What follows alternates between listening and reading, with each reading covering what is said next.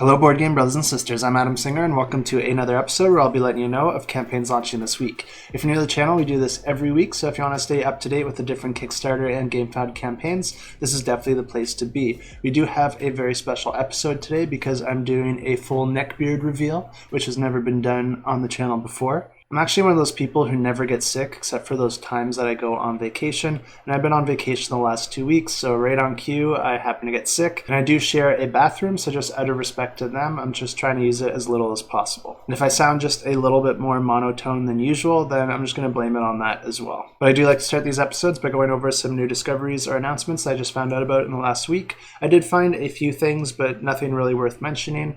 I also haven't been digging quite as much just because I've been sick, so I don't really have anything to announce this week. So let's get straight into the Kickstarters. And the first one we have is launching on February 22nd, and this one's called Fantasy Commander. And this plays 1 to 4 players. It takes about 30 to 90 minutes to play.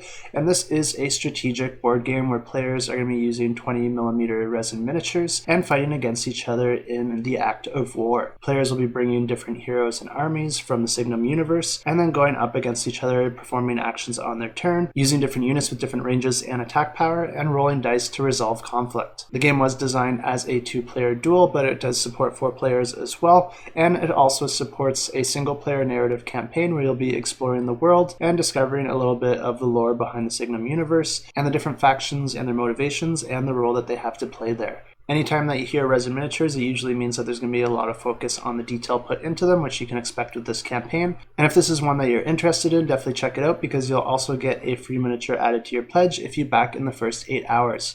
And as usual, I have links to all these campaigns in the description below where you can go ahead and get notified on launch so that you don't miss out on any early birds of the campaigns that you're interested in. Also launching on February 22nd, we have Rumors and Legend, and this plays 3 to 6 players and takes about 30 to 60 minutes to play. And this is a light deduction board game where players are going to be trying to uncover the disappearance of the world's leading cryptozoologist. There's going to be 3 things that each player is going to be trying to uncover first in order to win the game. That's going to be the creature responsible for the disappearance, the location of the disappearance, and the incident that was involved. On a player's turn, they're going to be rolling 2 dice, and then the outcome of those dice is going to dictate which action that player is going to perform. For each combination of dice, it's associated with a single action, so it's going to be completely determined by your rolls what you're going to be able to do, but then it's going to be up to you to take full advantage of that and get the most out of the action that you can perform. Some of these actions could be to move your miniature on the board to travel to the different locations and cryptids, and the board is going to be made up of a few different regions on the outskirts of the board, and there's going to be the Bermuda Triangle in the middle of the board where players can get occasionally sent to, and it's not a huge penalty if you get sent there. You're just going to be rolling your die, and it's going to determine where you're going to spawn on the board after that, so it can actually be helpful sometimes if you're trying to move to a location that you were far from before you got sent to the Bermuda Triangle. In addition to the player's miniatures out on the board, there'll also be some different doors that will get in the player's way, and one of the actions is also to move those doors around so that you can gain access to areas that you're trying to move to, or block other players from getting where you don't want them to. Some actions will also allow you to gain a rumor card, which will give you some special abilities that you can take advantage of in your future turns. As the players explore the different locations, they'll uncover more and more clues that will reveal what could have possibly happened to the cryptozoologist, and the first player to make the guess of what actually happened and to be located on the actual location where it occurred is going to be the player that wins the game. And launching on GameFound on February 22nd, we have the 51st State, and this plays 1 to 4 players and takes about 60 to 90 minutes to play. And I have the master set pulled up here on Board Game Geek, but this one's actually going to be for the Ultimate Edition. And this one will include the master set, but it's also going to include all the expansions, as well as 4 mini expansions, 4 promo sets, and upgraded components, as well as a 74-page novel set in the Neuroshima world. One of these expansions is completely brand new, and I will get back to that in a moment. And if you're not familiar with this game, this is a game where players are going to have their own player board with a few basic actions on it, but then players are going to be trying to build out their tableau throughout the game, drafting cards to add to their tableau in order to unlock new abilities and production of different resources.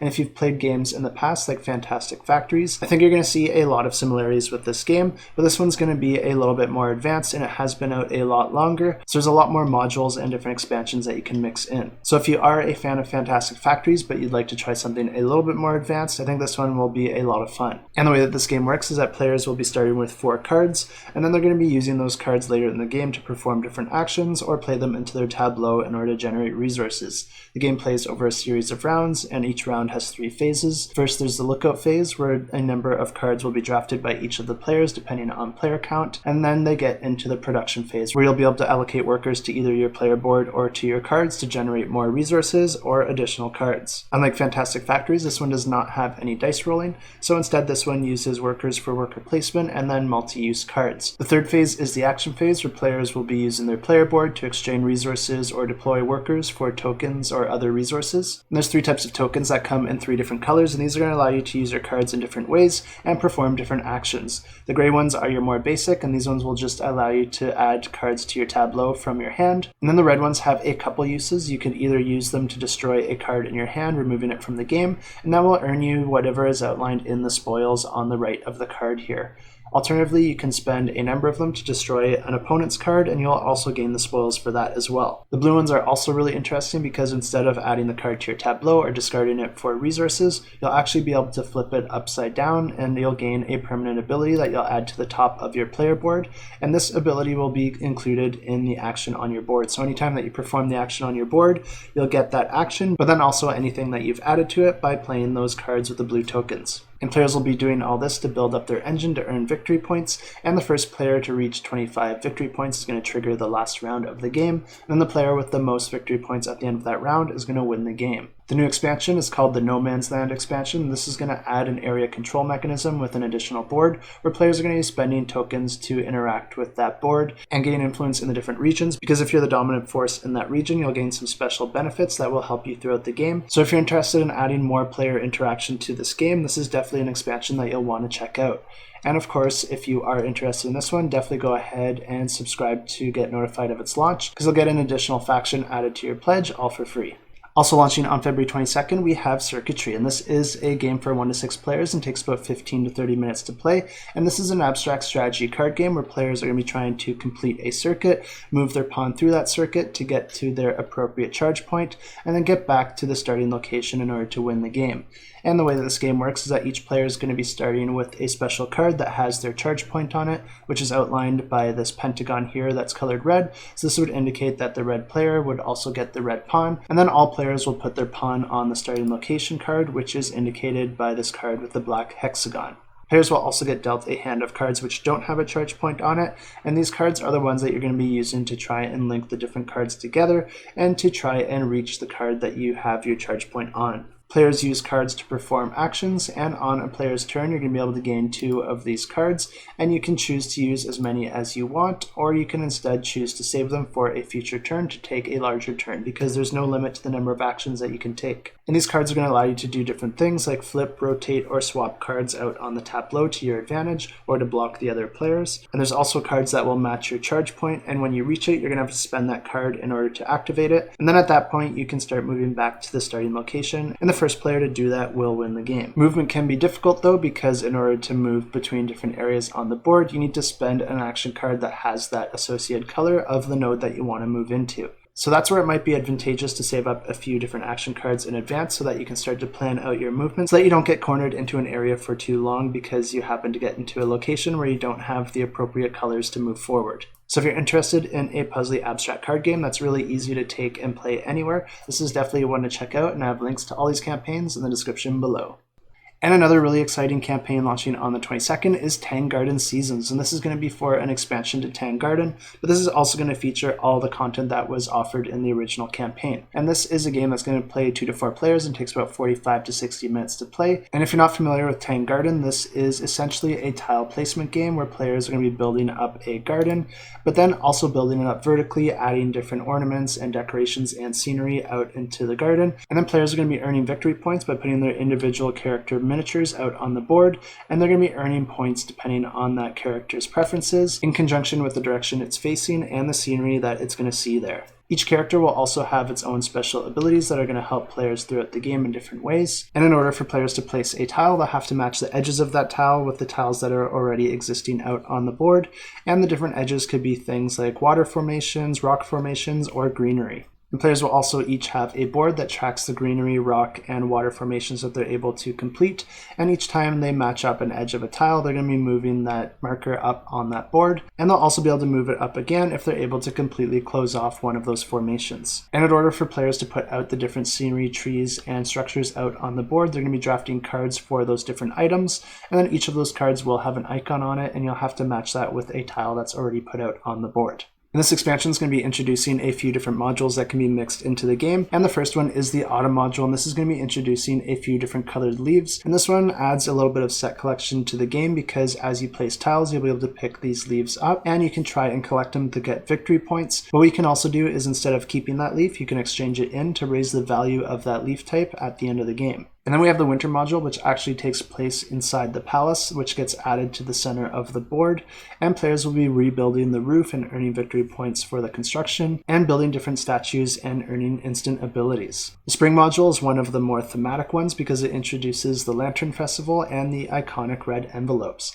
And the way that this one works is it actually adds a hidden auction mechanism where players will be putting an undisclosed amount into the red envelopes, which will be revealed later in the game. And of course, this one also adds the lanterns and a nighttime landscape to go along with it. The Summer module actually completely changes the way that you play the game because it turns it into a cooperative game where players will be trying to work together in order to complete different tasks and objectives in order to win the game. And then finally we have the Equinox module, which is going to add a worker placement aspect to the game where players are going to be building different pagodas, building them higher and higher in order to get better views of the land. And doing all this is going to allow you to gain some permanent improvements to the base actions of the game. This is the game that I'm most excited about this week and the one that I'm most likely to back. I haven't played it yet, so I might try to get a game in on Tabletop Simulator. And I do really like tile placement games like Isle of Skye or Carcassonne, but I don't actually own any in my collection. Comparing these games is probably unfair because this one just has the next level of table presence, but if I think I like the design of this one as much as I like those ones, I think I'll probably be more inclined to get this one just because it looks so much nicer.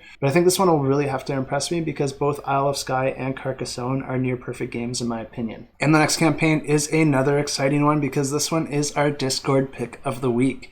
And this is the new campaign for Unsettled. And this plays 2 to 4 players and takes about 60 to 90 minutes to play. And this is a cooperative survival game where players are stranded on an alien planet. But this is not a game where you're going up against hostile aliens or anything like that. This is purely a survival game where players are going to be managing their endurance, going up against the elements of the alien world, and completing a series of tasks to earn the basic necessities of life and ensure their survival. And this one's coming from the team over at Orange Nebula, which also published Vindication, which is an amazing game and one that I have in my collection. And this game is already out, so if you want to try it for yourself, you can go ahead and get your hands on it. But the way that this game works is that there's a base box that has all the core components to play the game, but it's also going to include 2 planets as well, and each planet's going to have 3 different scenarios, so you actually have quite a lot of variability across those planets, even if you only have 2, because there's going to be 3 scenarios for each one. And in order to complete their different objectives, players are going to be exploring these different planets starting from their starting tile, and they're going to be discovering different data, materials, and alien flora that are going to help them achieve their goals. And a player's health is measured in endurance, and if it ever reaches 0, then you lose the game. But it's also going to be going down for various reasons throughout the game, including just the passing of time. Players are going to be allocating 3 different dice in order to perform different actions, and each time you use the die, you're going to lower its pip value by 1, later recharging it with one of your actions. The catch here is that you're only going to actually be able to use 2 of these dice on a turn because you're going to have to allocate 1 in order to rest. And I think there's a couple really fun twists on how the actions work in this game. First of all, players are going to be randomly given a special action at the start of the game, which is going to augment one of your actions. And it has 2 sides, and depending on the state that your character is in, that tile can flip and it'll change what that action does. Another interesting aspect of these actions is that players can get distress cards, which will cover up actions on their board, and players will have to use one of their actions to get rid of that distress card either on their own or someone else's board. And the different actions you'll have access to are to move across the cards, although you do get 1 movement free each turn, or to gain knowledge in a certain field, and that's going to move your knowledge marker up on this track, and whenever it reaches the top, you'll gain comprehension in that field, which will gain you some special benefits. Players can also investigate a tile that they're on for special bonuses and one-time abilities, or you can remove a distress card like I mentioned before, or raise the value of your dice. And just like Vindication, this is a game that's been getting some incredible reviews, so I definitely recommend going and checking them out for yourself. And the highlight of this campaign is that it's going to be adding some new planets to the game, although you will be able to get all the original content as well. And they will also be offering a promo pack that's going to feature some updated cards for the original game, which you'll be able to purchase separately if you have already purchased the game yourself. This is another one that I'm really interested in between the great reviews, the fact that it's coming from Orange Nebula,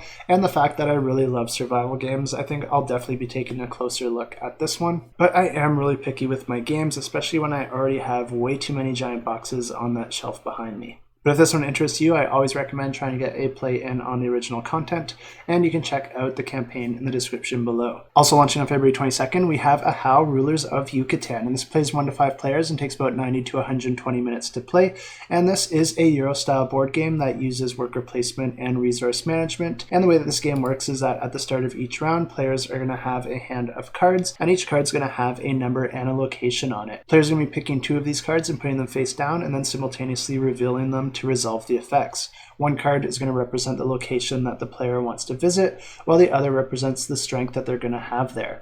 And any conflicts are going to be resolved to the player that has the most strength, and then players will be moving their characters onto that location. Whenever you visit that location, you're going to be taking a tile from it, and then you'll later be able to add that tile to your own personal pyramid by spending the required resources to do so. You can also optionally place one of your workers out on the board in order to summon a god, and what that's going to do is that each god is associated with a certain resource. And there is a really interesting way that the scoring works, because each player that is able to do that can score the points, but it's the player with the most of those resources that really matters, because those points are going to get multiplied by that player's number of resources. So you're going to want to try and use this to your advantage and piggyback off the points that the other players are generating. Players can also take a resource from that region, or instead they could spend a resource that they already have to add a token to their pyramid. And as you add tokens to your pyramid, you're also going to be unlocking some special abilities and benefits that you'll be able to take advantage of. And then the rounds continue like this until the end of the game, and then at that point the player with the most victory points wins the game. And if this one does sound interesting to you, definitely go and subscribe to the campaign, because you'll also get a free expansion pack worth $12 if you back in the first day. Also launching on the 22nd is Aldarra, and this plays 3 to 4 players and takes about 90 to 180 minutes to play. And this is an airship combat strategy game that has elements of a 4X game. You'll be exploring tiles, producing different benefits and resources from those tiles, upgrading your tech tree, expanding your units, but also engaging in lots and lots of combat, because that is the main focus of this game, and that is the main way that you're going to be scoring victory points. So if you do like the elements of 4X games but you want to be a little bit more action-oriented, this might be the game for you. The game offers a ton of different types of units, each with their own miniature, and they're each going to have some different advantages and disadvantages. And this is going to come in the form of the dice that you're able to roll, because the game offers 3 different colored custom dice, each with different distributions, and depending on the unit that you use, you're going to use some combination of those colored dice. And with the amount of combat that this game has, you can expect to die a lot, but it's not always a terrible thing, because you will be compensated, which will help you get back on your feet really quickly so that you can get back to what really matters: more combat. Once a player reaches 20 victory points, that's going to trigger the last round of the game, and then the player with the most victory points at the end of that round wins the game. And if this is one that you're interested in, definitely go ahead and click that notify me button, because this one is offering an early bird in the form of some really nice upgraded dice. And launching on February 22nd, we have Alice in Wordland, Curiouser and Curiouser. And this plays 3 to 4 players and takes about 15 to 30 minutes to play. And this is a tea party game hosted by the fair and reasonable Queen of Hearts. Each round, players are going to be taking the role of one of the Alice in Wonderland characters, each with their own special ability. But of course, any party hosted by the Queen of Hearts is going to have some questionable rules, and whoever is playing as the Queen of Hearts is the one to set up the round. And they're going to be selecting a topic that the players need to talk about, as well as a few letters that players will have to avoid. And the way that this game works is that the topic card along with those forbidden letters are all going to be revealed, and then players have to go around the circle clockwise from the Queen of Hearts and state one word related to that topic that doesn't have any of those forbidden letters. If it does, then you are eliminated from that round,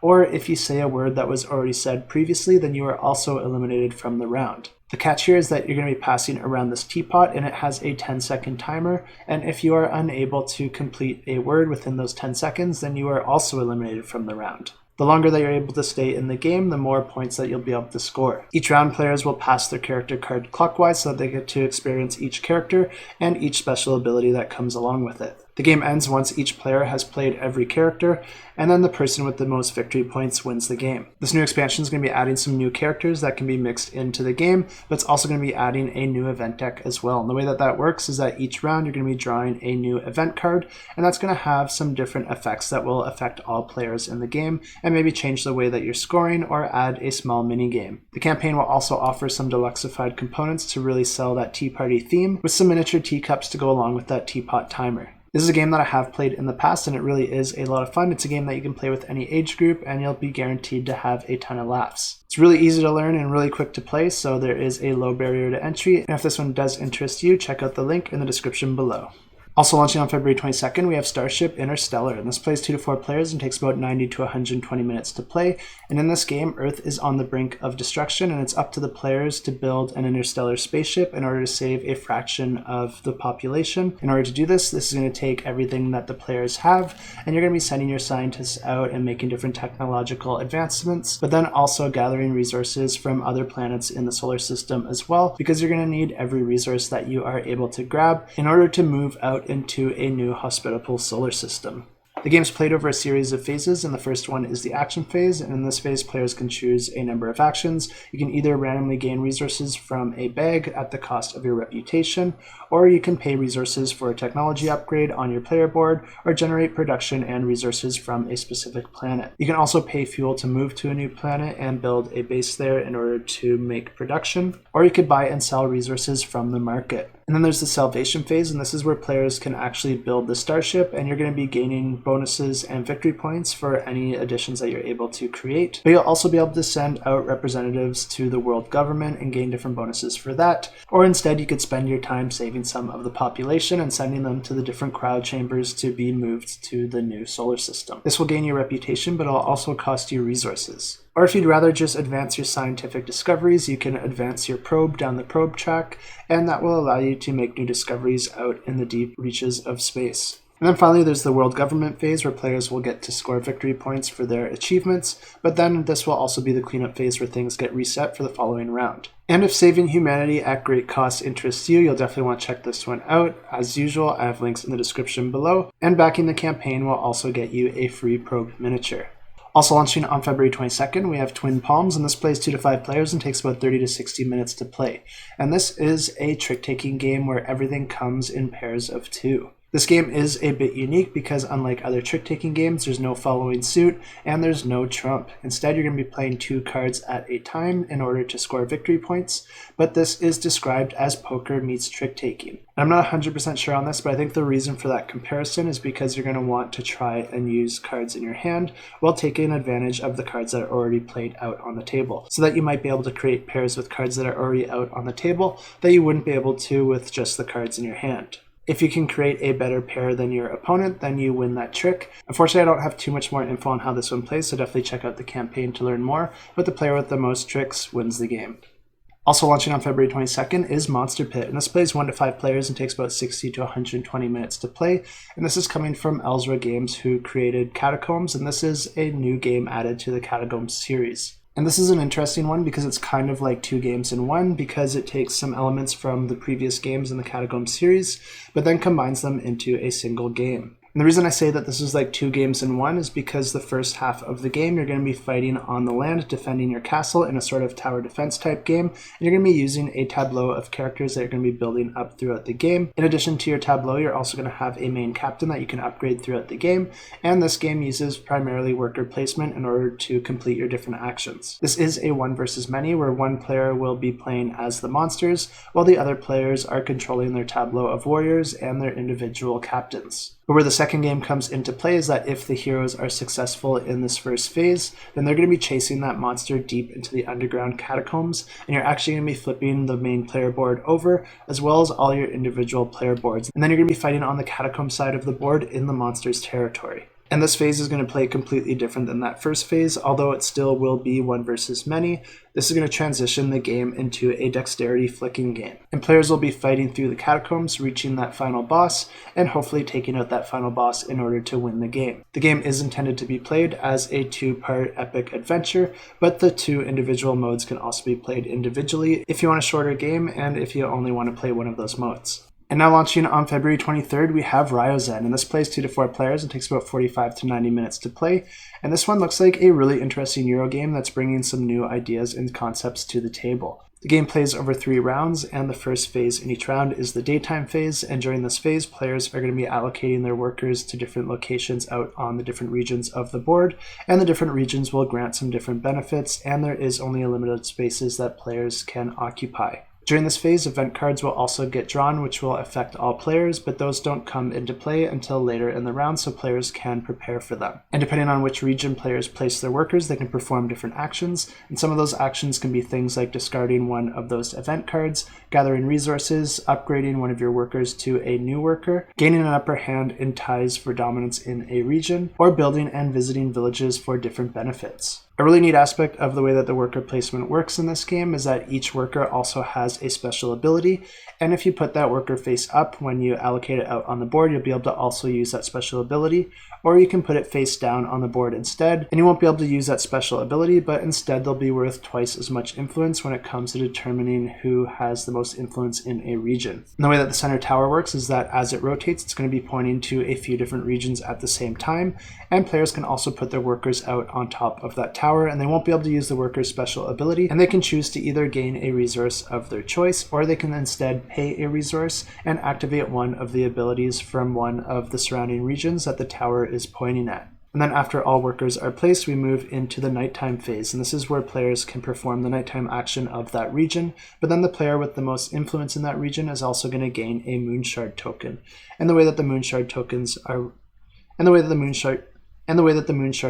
are used is that you're going to be set collecting different moonshards throughout the game, and different sets are going to earn you different victory points at the end of the game. This works a little bit differently in the central tower because the player who has the most influence there is going to gain the first player token. At the end of that phase, you're going to rotate the tower and move on to the dawn phase. And the dawn phase is pretty much your cleanup phase. We're going to return the workers back to their respective players, and then you're going to start the next round.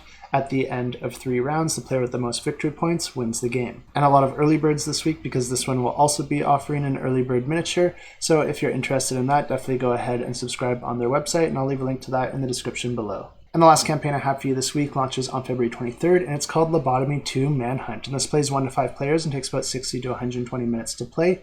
And this is a cooperative survival horror game where players are patients in a mental asylum, and you are trying to escape, but the staff there are doing everything in their power to try and keep you there.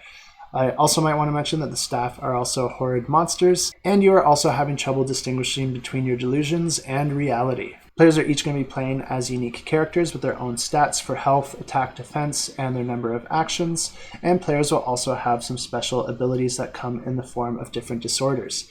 And these are special skills that players will be able to spend throughout the game, but they will have a cooldown before you can use them again. Players will have to do things to manage their insanity. Getting more insane will make you more vulnerable, but it can also gain you some temporary power-ups as well, so timing that appropriately can really help you win the game. And if they are able to successfully complete those tasks while surviving the monsters that they run into, they'll go up against a final boss, which if they can beat, they will win the game. And players will be taking turns performing different actions to either move across the board, attack monsters using dice rolling, or using their abilities pending that they are cooled down, and then exploring the area to find new gear to help them along the way. After the players have all had their actions, it goes into the monster phase where they will draw a card, and that will dictate where the monsters move and if there are any new spawns that occur. The game will offer miniatures for each of the different monsters as well as the different characters, and there's also a new expansion that's being added to the game as well, and this is the Infernal expansion. This is going to introduce the characters of Hell into the board game, so you're going to see things like demons and angels showing up on the board,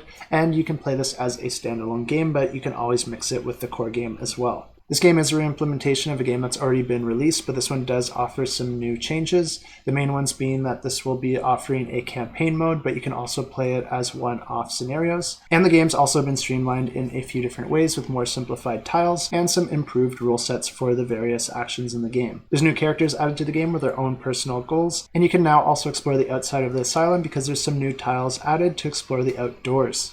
And those are all the campaigns I have for you this week. Thanks so much for watching, and I hope this content was useful. If you like this sort of content, definitely subscribe because it really helps out a lot. And if you reached out to me in the past week or two and I haven't responded yet, I promise I will. Ever since I got sick, I've kind of just stayed off the computer, and I haven't really been doing much other than sleeping and trying to recover. And I should probably do more of that now, so I'm just going to jump straight into drawing the winner for last week's giveaway, and I'll have more giveaways next week. But last week's giveaway was for a pledge for Unfair, and to draw a winner, I use this fancy application here. All these extra names down here are bonus entries for my Patreon subscribers. If you like this sort of content and you appreciate the effort I put into it, even when I'm not feeling so great, I truly appreciate you taking a look, and it just helps make this a little bit more sustainable for me. But if you're not able to do that, I do appreciate you just watching the video as well, and everyone is welcome to enter these giveaways. Let's go ahead and draw those comments and draw a winner. And the winner is one of our Patreon subscribers. Congratulations, Yupeng. I will reach out to you and let you know that you won yourself a pledge for Unfair. And I apologize if I mispronounce your name. But that is all I have for you this week. Until next time, keep that shelf cluttered and the table full.